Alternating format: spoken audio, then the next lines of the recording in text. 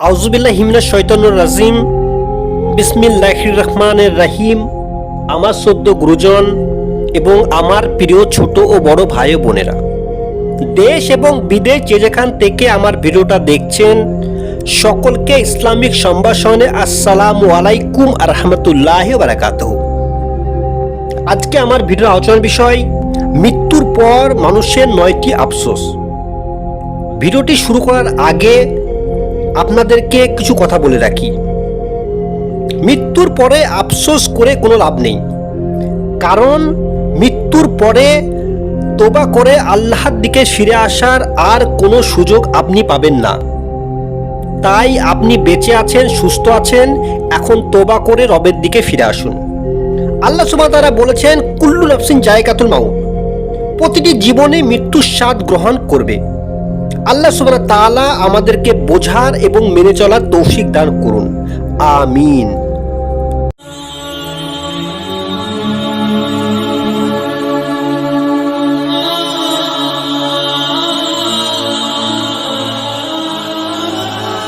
মৃত্যুর পর মানুষের 9টি আকাঙ্ক্ষা ও আফসোস।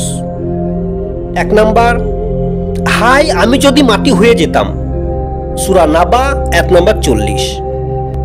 2 নাম্বার, হাই যদি পরকালের জন্য কিছু করতাম, সূরা ফজর 1 নাম্বার 24। নাম্বার 3, হাই আমাকে যদি আমার আমলনামা না দেওয়া হতো, সূরা আল হক আয়াত নাম্বার 25। নাম্বার 4, হাই আমি যদি ওকে বন্ধুরূপে গ্রহণ না করতাম, সূরা ফুরকান 1 নাম্বার 28। নাম্বার 5, হাই আমরা যদি আল্লাহ ও রাসূলের অনুগত্য করতাম, সূরা আহজাব 1 নাম্বার 66। নাম্বার 6, হাই আমি যদি রাসূল সাল্লাল্লাহু আলাইহি ওয়াসাল্লামের পথ অবলম্বন করতাম, সূরা ফুরকান 1 নাম্বার 27। নাম্বার 7, হাই আমি যদি তাদের সঙ্গে থাকতাম তাহলে বিরাট সফলতা লাভ করতে পারতাম, সূরা আল নিসা 1 নাম্বার 73। নাম্বার 8, হাই আমি যদি আমার রবের সঙ্গে কাউকে শরিক না করতাম, সূরা কাহফ 1 নাম্বার 42।